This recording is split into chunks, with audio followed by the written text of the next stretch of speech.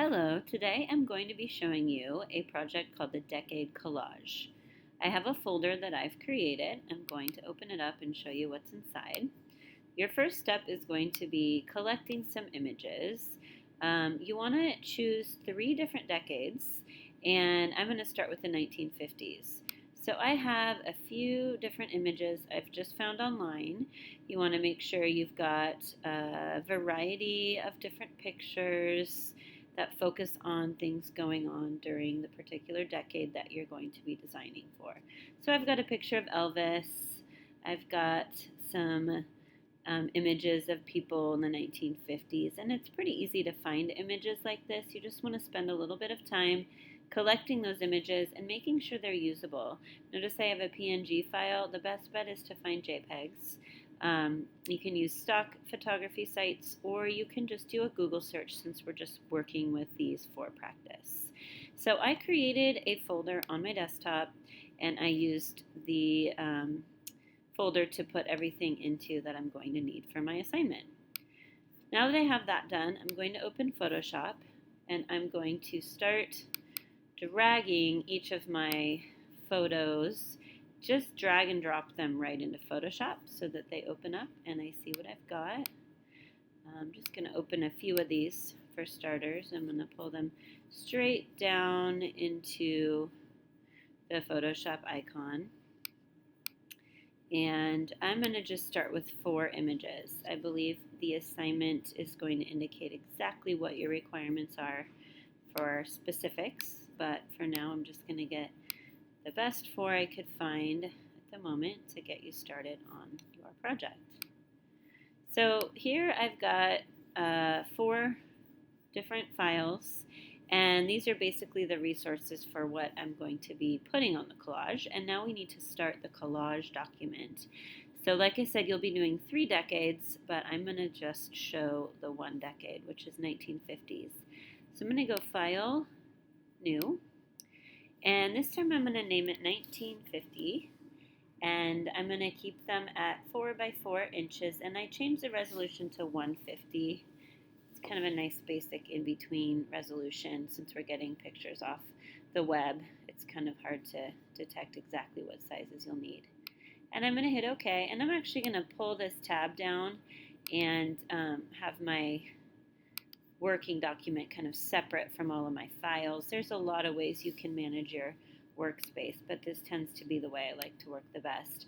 If everything's staying hooked together, it may mean that you have your application frame on, which kind of locks everything into one space. I tend to use a lot of different spaces, so I uncheck application frame, and now as you can see, all my files are separate. And if you want to dock them together again, you can as well. Just depends on how you like to manage your space. So I'm going to work with my background for a little bit before I put in any images. And on my background, I'm going to choose a solid background fill color. So as you can see, I have my paint bucket selected. I have it on foreground, opacity 100%. And I'm just going to choose like a pinky, pastel-y 1950s color I want to work with as my main background, so I'm just going to click and fill. So that's my layer 1. The next thing that's required is to actually indicate the decade, nice and big, and use some layer style applications. So I'm going to get my T tool and click once and type in 1950. Now obviously this font does not represent the 1950s very well. It's kind of a more, I'd say, modern novelty font. So I need to double check my list of fonts and find something a little better. I can click right here and search around for something that's just more in the 1950s range. And you can also feel free to download fonts from DaFont or any other font sites that you'd like if you want to pick out something that is more specific to what you're working on. But I believe I've got something in here that should be suitable for the 1950s. I'm going to go all the way up toward the top and find something just a little more 1950s-esque. And sometimes you have to do a little searching to find something, that matches what your look is going to be. So there's my 1950. I could say 1950 apostrophe S if I want to. I'll leave that part up to you. I kind of like it with the S. And I like this font. I could probably shop around for something even more 50s-ish, but I'm going to tilt it a little bit, hit return, and I want to keep this nice and big. I don't want to have to hunt around for the actual date that you're illustrating. Let's make that nice and clear. So right now it's just a light pink, and I'm going to go layer, layer style, and I'm just going to go into the blending options because it's going to give me the whole list of things I can work with. So the first thing I'm going to do is add a stroke. I really like the little black stroke to it, and I'm even going to make the stroke a little thicker so it really pops. And then other things I can do in here, perhaps I want to do a gradient overlay. Notice that takes it to a black and white, but I can also change a lot of settings in here. And there's no specific thing I need you to do here, except just explore and experiment. So we're just kind of practicing Photoshop skills. So I'm going to bring that subtle gradient back down. So it's at about a 44%, and it's a black gradient on top of my light pink. So I'm kind of liking what I have there. I might want to see what that stroke looks like, maybe in a different color.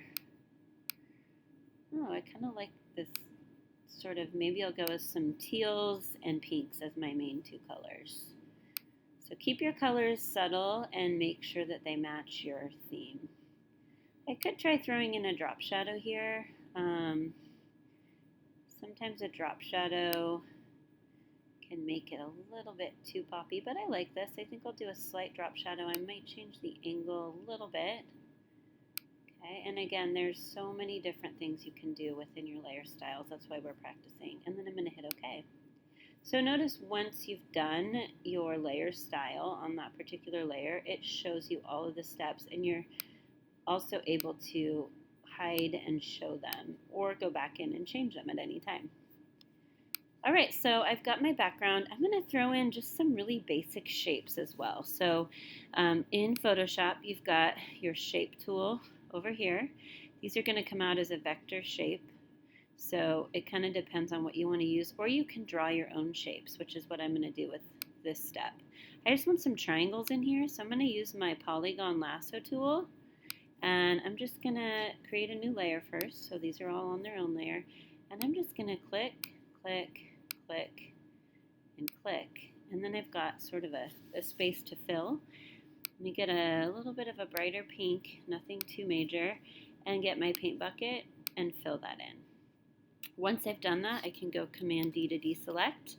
If I want to move or change it, I go to my Move tool and make sure Auto Select and Show Transform Controls is clicked on. So I can rotate those. In fact, if I want some more, I can just sort of drag them around. Maybe I want some smaller and some bigger. I'm going to just throw in maybe 3 of these little triangles just to kind of give it a little bit of a background image to enhance the work. Okay, so I've got 3 of those layers. I'm going to leave them on separate layers. It's really easy to get way too much going on in your Photoshop document within your layers. So just beware and kind of focus on how to manage that. So let's go ahead and start pulling some pictures over. My first one is Elvis here, and notice the background of him is all white space. This is going to make it easy to make a quick selection with it. I'm going to go to this layer and double click it just to unlock the layer. You'll notice the lockbox is gone now. And I'm going to click on my magic wand. I have it set at its default settings. This looks like a photo that should select fairly well with it. And as you can see, I can click and delete. Click and delete. Notice it's not a perfect selection, but again, we're practicing and sort of refreshing our memories on how Photoshop works. So I'm not going to be super picky on how well your selections work. His cheek, though, that's a little much that got removed there. So I'm going to go Command Option Z twice. And instead of letting that happen, I'm going to zoom in and show you how you can fix a selection before you make it. So see how that came in right along his cheek. I'm going to get my regular lasso tool, and if I hold down Shift as I circle around that, that would add to the selection. If I hold Option while I circle around that, it's going to subtract from the selection, which is what I want. I want to make sure that it goes right kind of around his face instead. So that's just a little trick to kind of make a quick selection work. There's a lot of different selection tools that we'll get into later. Command D to deselect, and I'm going to get my Move tool, and I'm just going to pull that whole image across. Now, you'll want to make sure that you're working with size and making those adjustments as you need. So I'm going to zoom out by holding Option with my magnifying glass. And it looks kind of cool, really zoomed in like that. I'm tempted to leave it, but I think I will make it just a little smaller by holding Shift, because I've got a lot of other images to fit. I believe the requirement is 3 photos, but I could kind of put him large back there and make it more of a transparent image if I wanted. So I'm going to hit return and kind of leave it at that. And then I'm going to make sure he is on top of those triangles. Looks funny to have the triangles on top of him. If I want to move this one out a little bit more to see it, I can do that. Okay, so he's taking up a good amount of space. So what I mean by making it more subtle is I could click on that layer and maybe make it transparent. So he's sort of fading out. That's one option. I can also adjust all of these different settings inside of my layer styles. So I can make it an overlay. I can do multiply. I can do soft light. I kind of like the multiply because it gives it more of a pink tone to it. So notice that layer's on multiply. The rest of them are on normal. All right, so let's get another picture. We're working with selection tools, so I'm actually going to scooch this one over. We're done with Elvis for the time being, so I'm going to close him up without saving. And I'm going to find this sweet little couple having their milkshake. And this time I want to do what's called a feathered edge. I want it to look sort of soft around the edges. So I'm going to get a regular lasso tool. But before I use it, I'm going to change feather from 0 to about a 35, and that's going to make my selection soft around the edges. So maybe I'll even do kind of a heart shape-ish. I'm just going to sort of softly go around this, not like a true heart, but just kind of up and around. Notice it sort of billows out after you make it back where you started.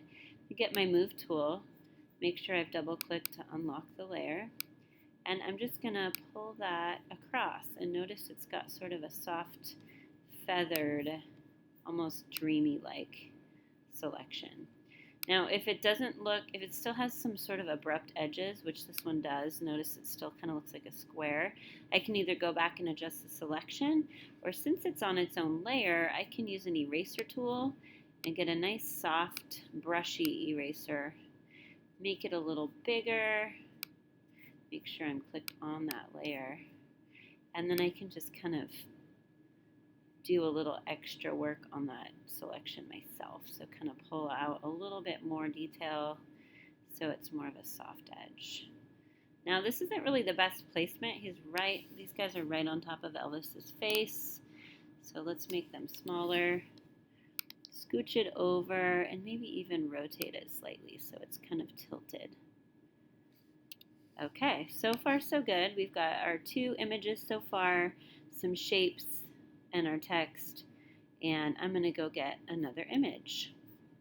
I have these ladies up here, and these could be a little different to select. I could try to just do a selection of them. I might end up just doing another feathered edge and sort of place some kind of popping out in the background right here. So I'm going to try that. I'm going to keep it at 35, and I'm just going to go around them. I kind of like the details in the background, like their shoes. The sky's a nice subtle gray, so I'm just kind of going up and down there. And it will really poof out at you like that, so you can adjust the different ways the feathered edge works. Double click to unlock this, and then pull that one across. So this one, I'm thinking I might make a little smaller, and then I think Elvis is going to need to be slightly reduced in size. I'm going to put them behind Elvis, but he's kind of see-through because of the setting I put on him. So I'm going to make him quite a bit smaller. And you guys can practice the way you want your collage to look, but the requirements are going to be listed on the website. And I'm going to move this over. I'm not really liking this picture just kind of plopped up at the top, so I'm going to make some adjustments. And I'm even going to adjust the color on this one. I think I have too many black and white images going on in here, and I like how he's slightly pink. So I'm going to do a different variation on these ladies by going up to Image, Adjustments, and I'm going to desaturate it first, which it shouldn't change much because it's already black and white. And then I'm going to go Image, Adjustments, Hue, and Saturation. And I'm going to colorize them. And now I've got them in sort of a shade of pinkish red. And I could go through any of these colors. I could even go with that greenish that I was kind of pulling through with that. I kind of like this new tone that I have here. And this is all about just exploring and experimenting with the program. So if you decide, no, I think I like the pink, I'm going to stick with that, it's up to you. You can make those adjustments and make them as subtle or drastic as you want. So I did a hue and saturation adjustment on them, and I'm going to make this a little bit smaller. And I'm just going to add a little I don't want to add too much more here because you don't have a lot of space with the small little collages. And I'm going to add just some dots. I think I'm going to just grab a paintbrush and flip it to black, or I might even try to sample this outline color here. Kind of hard to get it. There we go. That's the color I wanted. And now I'm going to grab a paintbrush and just go with a really solid one. In a nice little size. I'm going to make a new layer for it. And I'm just going to make this brush into some dots. And just do click, click, click. Maybe over here, click, click, click. And over here, click, click, click. And right here. Okay, so I want to keep it simple. Do one more little set of dots. I could do a lot more to this, but honestly, I want to keep it pretty basic. I've got my text. I've got my 3 images. I've got some added detail in the background. And now I'm going to move on to another decade to practice.